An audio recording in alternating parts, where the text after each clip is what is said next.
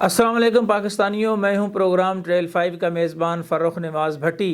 और पाकिस्तानियों, जिस तरह आपको पता है कि आजकल ख़ास तौर पर जो गुज़श्ता 2 से 3 दिन गुज़रे हैं, सुप्रीम कोर्ट ऑफ पाकिस्तान की जानब से जब नेस्ला टावर्स के हवाले से गिराने की बात आई तो उसके बाद जो है वो आबाद की जानब से जो है वो ना सिर्फ वहाँ पे एहतजाज हुआ, वहाँ जो है वो ARY न्यूज़ के जो CEO हैं सुलेमान इकबाल, वो भी मैदान में आ गए। जमात इस्लामी के जो वहाँ के ख़ास तौर पर ओहदेदार हैं वो भी आ गए। उन्होंने कहा कि जनाब ये लोगों के साथ ज़्यादती है और सुप्रीम कोर्ट ऑफ पाकिस्तान को अपने फ़ैसले पर नज़रसानी करनी चाहिए। और फिर उसके बाद जो है वो पूरा कराची का जो बिल्डर्स हैं वो सारे आ गए। और वहाँ मुझे बड़ा अजीब लगा जब एक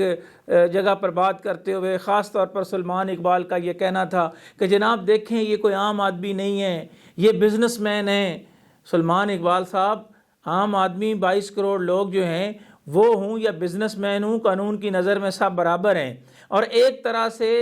चीफ जस्टिस ऑफ पाकिस्तान को जो है वो दबाव में लाने की जो है वो कोशिश की गई। और दूसरी जानब आप कहते हैं कि अदालतों में इंसाफ जो है वो नहीं मिलता। हाँ, ये बात ज़रूर है कि माजी में अगर जो है वो बड़े बड़े बिल्डर्स और जिनका जिक्र वहाँ पे किया गया उनके ख़िलाफ़ जो है वो बिला इम्तियाज़ कार्रवाई की जब बात आती है तो अरबों रुपए ज़रूर मलिक रियाज ने कहा जी कि मैं जमा करवाता हूँ, और वो भी किस्तों के अंदाज में उनका यह कहना था कि मैं जमा करवाता हूँ। तो पाकिस्तानियों, सबसे जो बड़ा मसला सामने आया है वो ये आया है कि जनाब ये मलिक रियाज है क्या कि जनाब उसने पूरे निज़ाम को जो है वो अपने अंगूठे के नीचे रख लिया। और ये बात आज से शुरू नहीं हुई। मलिक रियाज ने पाकिस्तान में माफिया राज पर उस वक़्त मोहर जब्त की जब साबिक चीफ जस्टिस इफ्तिखार मोहम्मद चौधरी के साहबजादे अरसलान इफ्तिखार के मामले पर जो है वो उभर कर सामने आए और उन्होंने मतलब आके प्रेस कॉन्फ्रेंस की। और उसके बाद तो फिर एक सिलसिला चल निकला। और फिर एक मलिक रियाज नहीं, ये मुल्क जो है वो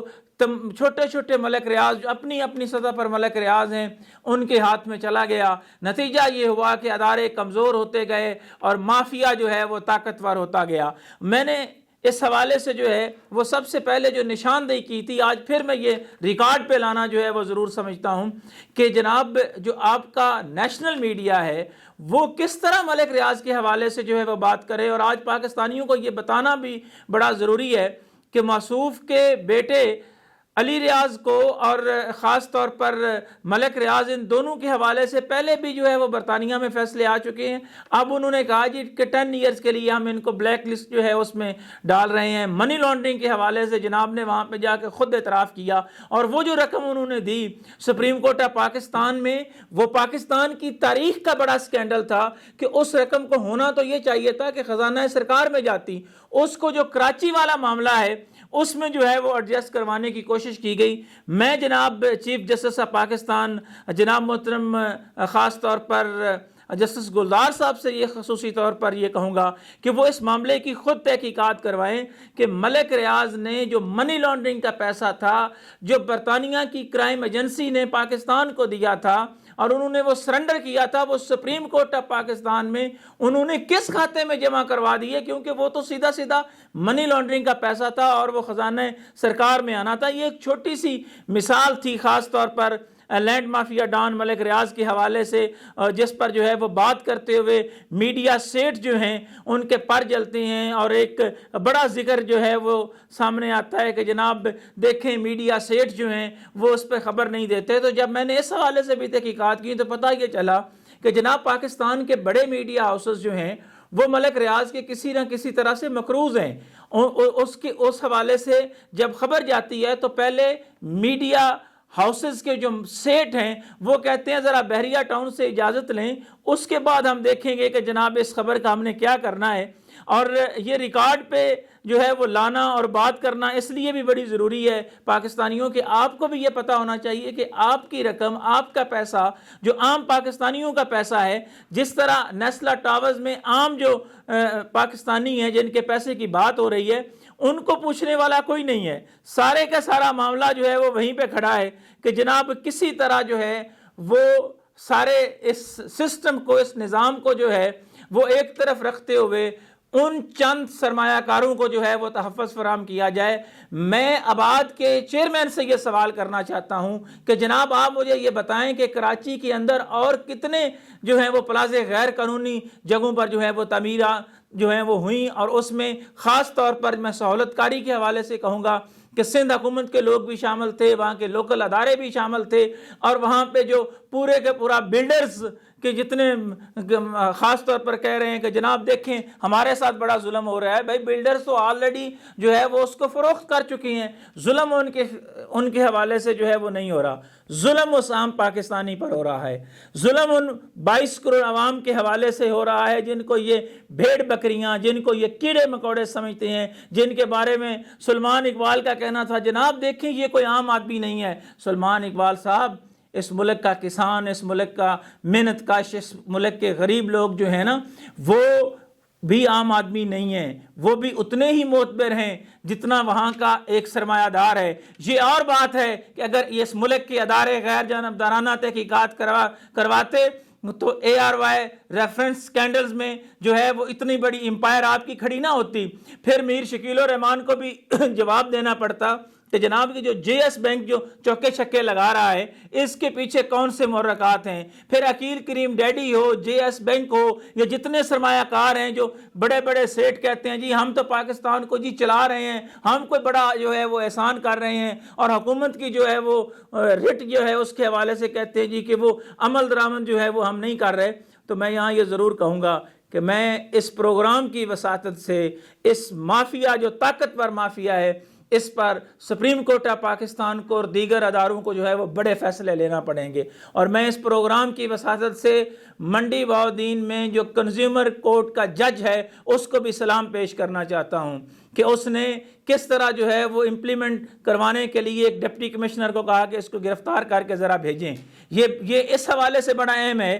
کہ آپ کے جو سرکاری بابو ہیں وہ تو سمجھتے ہیں جناب قانون ہم پہ لاگو نہیں، سرکاری بابو جو ہیں وہ قانون سے بالاتر ہو گئے، سرمایہ کار آپ کا قانون سے بالاتر ہو گیا، تو پھر اس کے بعد تو ریڑھی والے بچتے ہیں، عام پاکستانی بچتے ہیں۔ اور ملک ریاض کے حوالے سے میں نے بہت پہلے یہ کہا تھا، اور پھر اپنے اس پروگرام کی وساطت سے یہ کہنا چاہتا ہوں کہ یہ سٹوری میں نے 2014 میں بریک کی تھی، پھر اس کو دوبارہ میں نے سوشل میڈیا پہ دیا کیونکہ اخبارات اور میڈیا ہاؤسز جو ہے وہ افورڈ نہیں کر سکتے تھے کہ پاکستان مافیا راج بن گیا۔ یہ میری وال پہ پڑی ہوئی یہ سٹوری ہے جس میں بحریہ ٹاؤن کراچی سکینڈل کا میں نے ذکر کیا تھا 1 مئی 2015 کا کہ یہ میری سٹوری تھی، جس میں نے کہا کہ کس طرح موصوف نے خالی فارم پرنٹ کر کے جو ہیں وہ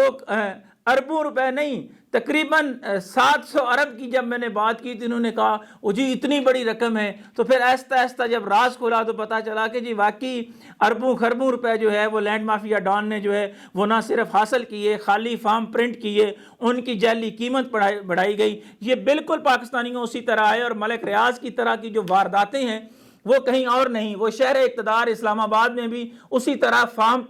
پرنٹ کر کے خالی جو ہے وہ لوگوں سے پیسے اکٹھے کیے جا رہے ہیں۔ یعنی جو لوگ جو ہیں وہ خاص طور پر لینڈ کے کام کو جانتے ہیں انہیں پتہ ہونا چاہیے کہ سب سے پہلے زمین کا وجود ہونا جو ہے موقع پر موجود ہونا جو ہے وہ بڑا ضروری ہے، اس کے بغیر جو ہے وہ آپ آگے نہیں بڑھ سکتے، آپ کوئی ہاؤسنگ سوسائٹی جو ہے اس کو لانچ نہیں کر سکتے۔ لیکن یہ نہیں ہو سکتا کہ آپ جو ہے وہ فضا میں چاند پر جو ہے وہ زمین دکھا کے اس کو جو ہے وہ بیچ بھی دیں اور اس کے خالی فارم بھی پرنٹ کر دیں، یہ کہیں اور نہیں ہو رہا جناب۔ میں چیف جسٹس آف پاکستان سے یہ کہوں گا کہ یہ اسلام آباد میں ڈپٹی کمشنر حمزہ شفقات، جناب چیف کمشنر جو ہیں عامر علی احمد، ان کے سائے تلے جو ہاؤسنگ سوسائٹیاں ہیں جس میں بہت حوالے سے بات ہوئی جناب ہم ان پہ کارروائی کر رہے ہیں، کہاں گیا وہ رنگ روڈ سکینڈل جس میں بلیو ورڈ بھی آتا ہے، جس میں کیپٹل سمارٹ سٹی بھی ہے، جس میں روڈن انکلیو بھی ہے، ایک لمبی لسٹ ہے کہ خالی فارم پرنٹ کرتے جائیں اور لوگوں سے جو ہے وہ مال لیتے جائیں، اور اس میں بیواؤں کے پیسے، مسکینوں کے پیسے، عام پاکستانیوں کے پیسے، ان کی بد دعائیں جو ہیں وہ اس سرمایہ دارانہ نظام ہی نہیں اس ملک کی اشرافیہ کو نگل لیں گی، کیونکہ غریب کی جو بد دعا ہے اس سے ڈرنا چاہیے۔ میں چیف جسٹس آف پاکستان سے یہ کہوں گا کہ یہ فیکٹ فائنڈنگ رپورٹس جو ہے وہ سامنے لے کر آئیں، اور ایک فرنزک آڈٹ کا سپریم کورٹ آف پاکستان نے کہا تھا جس کو FIA نے آج کے دن تک جو ہے وہ فرنزک آڈٹ جو ہے وہ ان ہاؤسنگ سوسائٹیز کا اور ان بلڈرز کے حوالے سے نہیں کیا۔ اسلام آباد میں کتنے بلڈرز جو ہیں کس طرح انہوں نے پلازے بنائے اور کس طرح انہوں نے سرکار کو فیس دینے کی بجائے اور کس طرح بائی لاز کی خلاف ورزی کی، اس پر پھر پروگرام کروں گا۔ لیکن ملک ریاض نے بہرحال پاکستان میں مافیا راج پر مہر ثبت کر دی ہے، احتساب کے اداروں کے حوالے سے بھی اس کو کوئی نہیں پکڑ سکتا، اور ہر طرف خاموشی ہے کیونکہ اس نے سب کو جو ہے ان کا حصہ جو ہے وہ بڑے اچھے انداز میں دے دیا ہے۔ اور اس میں ایک اور بات آخر میں یہ کہوں گا کہ اگر مافیا راج سے چھٹکارا حاصل کرنا ہے تو پھر ملک ریاض پر اٹھنے والی انگلیاں ہوں، پھر عارف حبیب پر اٹھنے والی انگلیاں ہوں، پھر جے ایس پر اٹھنے والی انگلیاں ہوں، جب تک آپ ان کو قانون کے کٹہرے میں نہیں لائیں گے، جب تک آپ ان کو جو ہے وہ پابند نہیں کریں گے، ایک عام ہاری، ایک عام کسان، ایک عام پاکستانی، اور ملک ریاض ہو، چاہے میاں منشا ہو، چاہے جے ایس بینک کے مالکان ہوں، چاہے بڑے بڑے سرمایہ دار ہوں، اگر آپ ان کو برابری کی بنیاد پر جو ہے وہ انصاف فراہم نہیں کریں گے تو پھر اس ملک میں مافیا راج پر مہر ثبت کرنے کا جو ملک ریاض کا فارمولہ ہے اس کا جادو سر چڑھ کر بولے گا۔ انہی خیالات کے اظہار کے ساتھ پروگرام ٹریل 5 کے میزبان فرخ نواز بھٹی کو کوفہ مزاج شہر اقتدار سے اجازت دیجیے۔ اللہ حافظ۔